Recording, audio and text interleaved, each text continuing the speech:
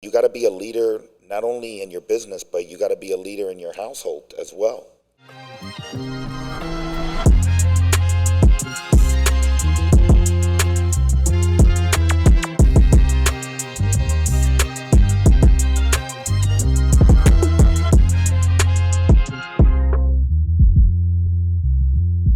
Hey guys, I'm your host, Dr. Alex Planes, and we're with our co-host, Jeremy Applegate, and today we're going to be talking about leadership.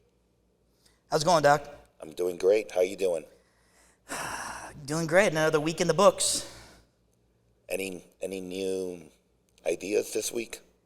Too many ideas. We don't have enough time today.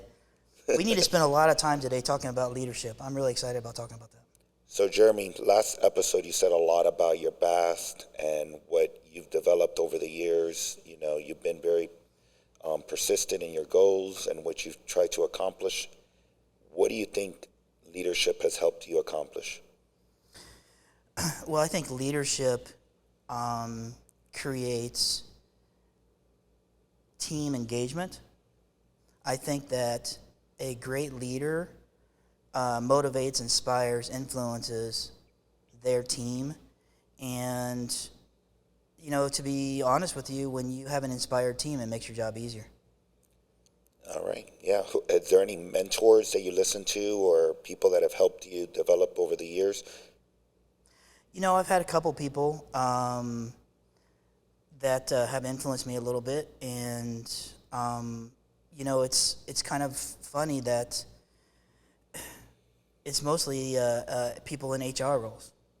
You know, there's been a couple of vice presidents that I've run into in my past lives that have said, hey, you know, this is what leadership looks like. And I'm like, you know what, that makes sense.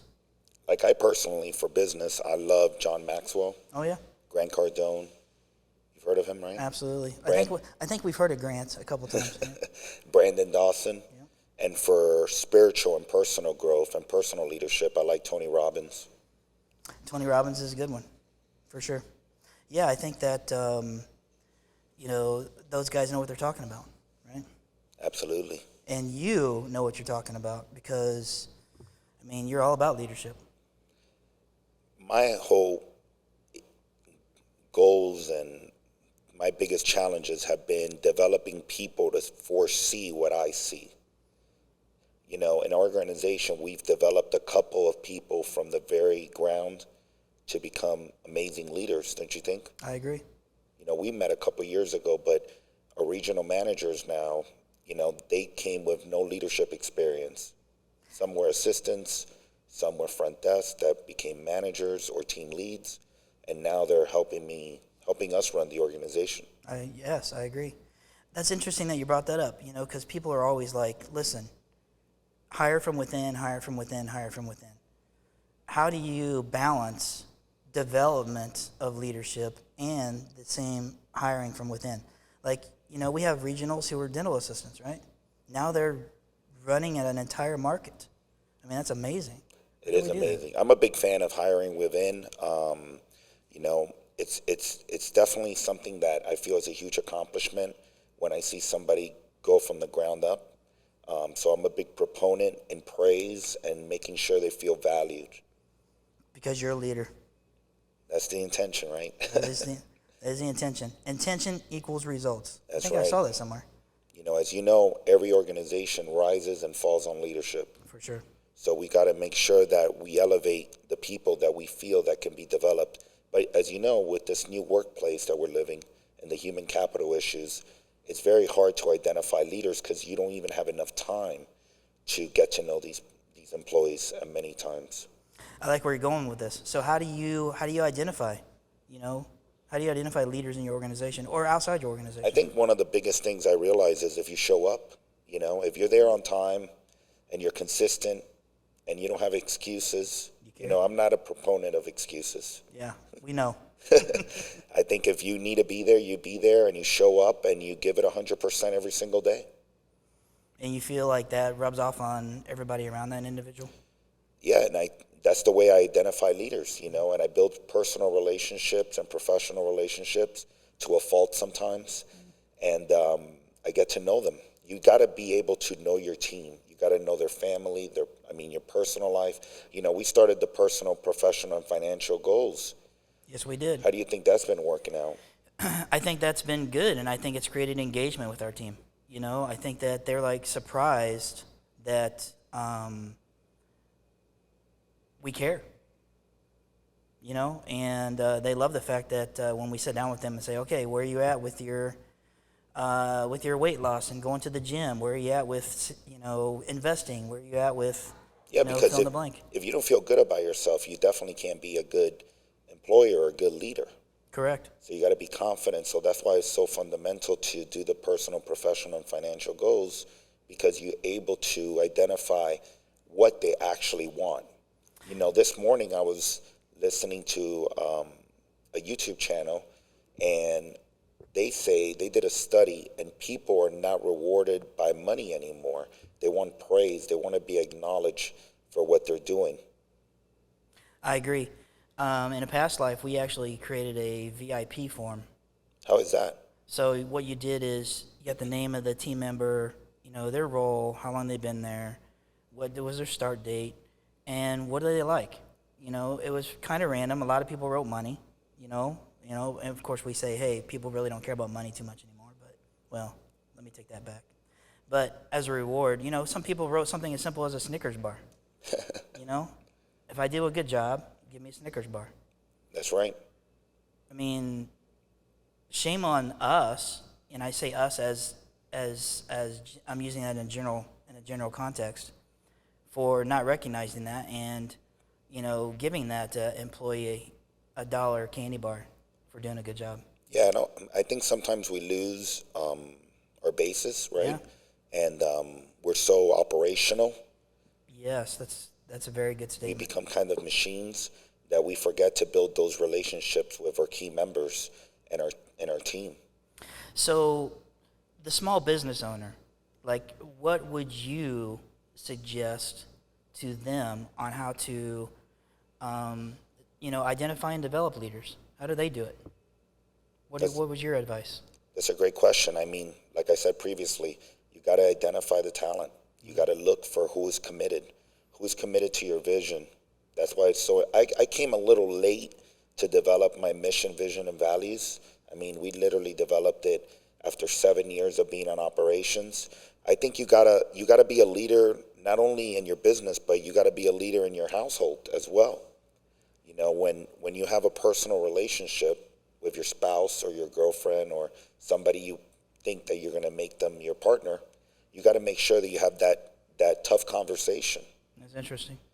Because if you're not aligned in your vision and your mission, and you guys don't share the same values, then that brings in, major disaccord. No, you're right about that. And I think that, leadership creates a situation where, their sole responsibility is to be authentic and create that connection and the engagement with everybody around them. Like sure. My dear friend, Dr. David White, which I actually met in a Grant Cardone event, when we were doing the 10X 360 with Brandon Dawson and Natalie Workman. He just was in St. Louis doing the Jocko event, and with Andy Frisella. And those guys the first thing they do is an exercise drill at 4 a.m. Holy cow. But it's all about team building and building that culture. So do you think we could do that at 4 o'clock in the morning? I think we'll have probably 9 people show up out of 75. But as a leader, if we were, identifying the right team members, I think we will have everyone. If our message was precise and people understood our culture, I think we would have everyone show up. That's true. And might be a good exercise to identify potential leaders. Look at Kobe Bryant. Yeah. What did Kobe Bryant do? He showed up at 4 a.m, yep. practiced, went home, and came back. So he practiced harder than anyone did. But guess what he did? He's a leader. Yep. What else is everyone else going to do? They got to follow. Yeah, for sure. So it goes back to, do you become a manager? What is your opinion on being a manager versus a leader? My opinion is leaders are more valuable to an organization. I think leaders impact an organization better than a manager. Um, a manager is, an individual who chases processes, protocols. I'm preaching to the choir here when I'm talking to you about this, but there's a disconnect with the team, and the team don't feel engaged when they're always having to work for a quote unquote manager. I think that it's tough, and it's tough for a leader to say, okay, now I need to be a manager for this item or this protocol or whatever the circumstance is.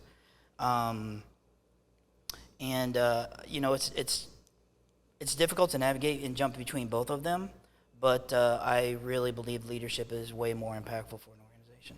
Do you think anyone can be a leader? I think that there's natural leaders. I think that, you brought up Kobe. I mean, I'm not saying that it was easy for him, but, it's probably easier for him to motivate himself and then in turn motivate others by leading by example, right? You know why? Tell me. Because those guys are not good, they're excellent. Yep. You got to work your day in excellence from the moment you wake up to the moment you go to sleep. Preach.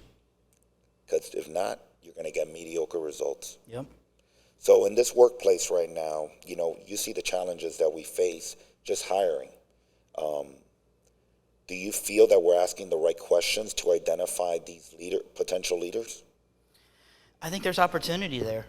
I think that we do a decent job of asking about leadership skills, and I think where people are so structured in their interview process. You know what I mean?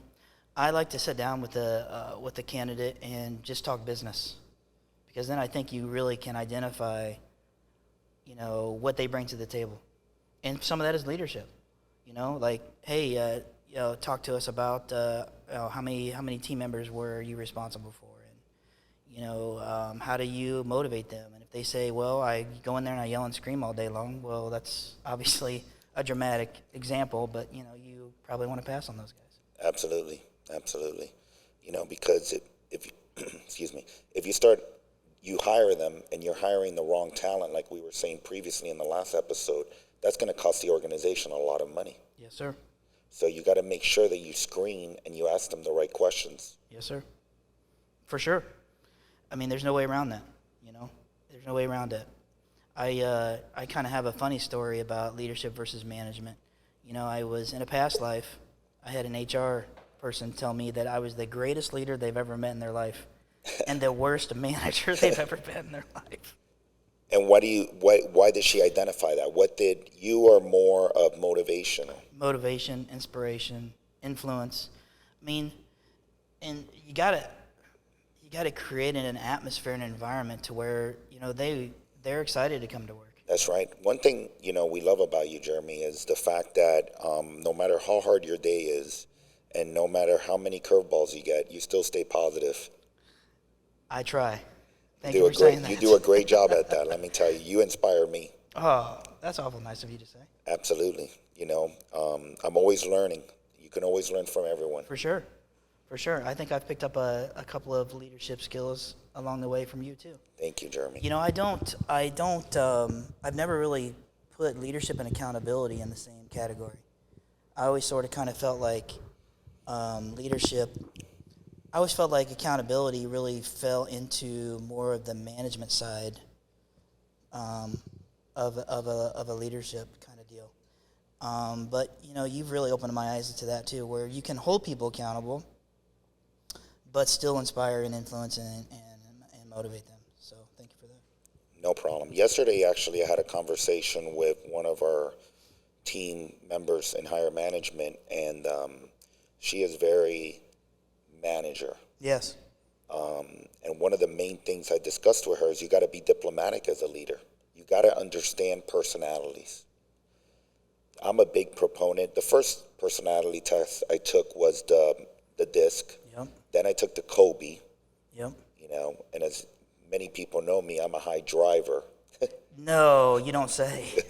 And then I took the disc again, and we were in a room actually in Aventura, Florida, and out of everyone in that course that called the 10X 360, can you believe what percentage of people were drivers? I'm gonna play dumb on this because you've already told me this answer. But what's the percentage? Over 90%. Wow.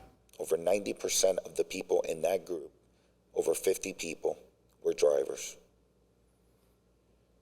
Which goes back to what you were saying about natural born leaders. Well, I think you told me one day that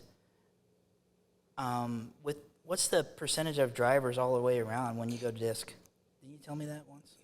Of high drivers, Yeah. that's a great point you just brought up. 2%. 2%. 2%. So in that group of 50 people, 90% of those people were drivers, but realistically, only 2% of the population. of the population are drivers. That's Which crazy. goes to show you that if you're motivated and you're engaged, you will be help improving your life. You will be part of these courses and learning to get to know your team and how to develop your team. So it's an investment. Every time we go to these courses, it costs a lot of money. It's your time. You're missing time away from your family. But you also got to become a part of it. If not, you're not going to get better. I agree, and I think that was a smart move that you made with respect to making sure that everybody did the disc. You know, that was important because when we sat down with all of our teams and we were like, okay, so, you know, you're a D, you're an I, you're an S, you're a C. And it gave them an opportunity to recognize those people. And what I love about the disc personality is it gives them, I'm sure all disc personalities are like this, but it gives you an opportunity as a D to understand what an I is, and it helps you communicate. You know, and I think that all leadership positions should be a mandate. You should be taking some kind of a personality exam. You got to know your team. Yeah, there's no doubt about that. And the more you grow, it's more personalities, differences. One great thing about us is when there's turmoil in the offices, you know, you're together 8, 10 people all day long. I think we do a pretty good job in diplomacy and breaking up the heated moments. Yeah, and I think that, again, goes back to your decision to make sure that everybody does disc. You know, the leaders or the managers inside the offices identify that dental assistant is a C. So, you know, if I'm a D, I can't come in there guns a-blazing because they're just going to shut down on me, right? That's right. Yeah.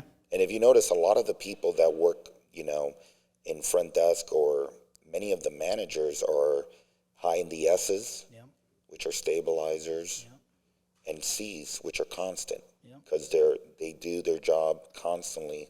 You know, they print the paper, put in the They're the why information. people, right? Yeah. They always got to know what the why is. Well, why are we doing that? Well, why are we doing that? Why are we doing that? Where you're a high I, Yeah, I'm a high I. so you're just I drive people crazy all day long. And then you're the D. Hey, you know, going from I to D to S to C, all this stuff, I want to share with the audience, you know, how you and I worked through this together. And I want everybody to know, like, this really helped us identify, helped Dr. Planes identify how to put this personality exam into place with the organization. So I'm an I. I talk, okay? You can't shut me up. He's a D, right? So when I talk and talk and talk and talk and talk and talk, it drives him nuts. So me as an I had to figure out that, listen, he wants the nuggets. Like, he doesn't want all the fluff on the inside. He just wants...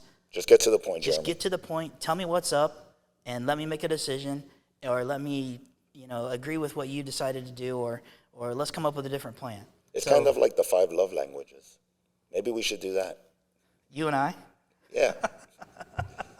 I'm active services. Your active services? Yeah. That's my love language. I'm not going to tell you what my love language is. Personal touch. How did you know? I mean, I can read you. Holy cow. That's scary. Yeah, I mean, I think that, you know, we're going to continue to talk about leadership, and we're going to really dive into more of what leadership and management, the variances in that, and, you know, how to navigate your day, right? I need to be a leader here. I need to be a manager here. I think that, you know, some of the the small business owners and entrepreneurs and the people that are listening to the podcast, will take away some valuable information. But, leadership is here. Leadership is important. Leadership is critical to the success of your organization. You're proof, right? And, I think that, it's our responsibility to make sure that everybody understands that and identifies that, because people talk about leadership all the time, but it's all talk. Yeah, absolutely. Right? There's a lot of talk, a lot of fluff behind it. You know me, one of the biggest things I tell you is, Jeremy, I'm behind the chair. What happens if my numbers fall? How can I lead by example if I'm not performing at the ultimate levels and train these doctors to be like me? I agree. So I push myself out of the comfort zone, even if I have to work extra hours, just so I can continue to show these doctors and my team that I'm committed to them. That's a great word too, commitment, because I think that, your team needs to feel like that you are committed to them, right? And I think you do a great job on that. Like we do, for the people at home, we do monthly doctor meetings. We'll take the doctor to dinner. We'll sit down and review results. How can we support you better? And I think you do a great job of identifying and celebrating their successes, but also understanding how to present an opportunity to them too. You do a great job on that. Which that goes back to what we were talking earlier today, this morning, about the difference between me leadership and we leadership. Yeah, we were talking about that earlier. Yeah. So I am a big proponent of first let me lead, and then we can lead together. So, which goes back to leading by example. Yep. You got to be committed. You got to show up. You got to trust your team, and you got to push them. I agree a lot. I mean, people, he is a smart man. Pay attention. I think that in our next episode, we should really dive into leadership and management. And I'm excited to continue this conversation because leadership is important. So, I think that, I can't wait for the next one. Absolutely. I'm excited to talk more about it. Okay. Thank you, Jeremy. Thank you, Doc.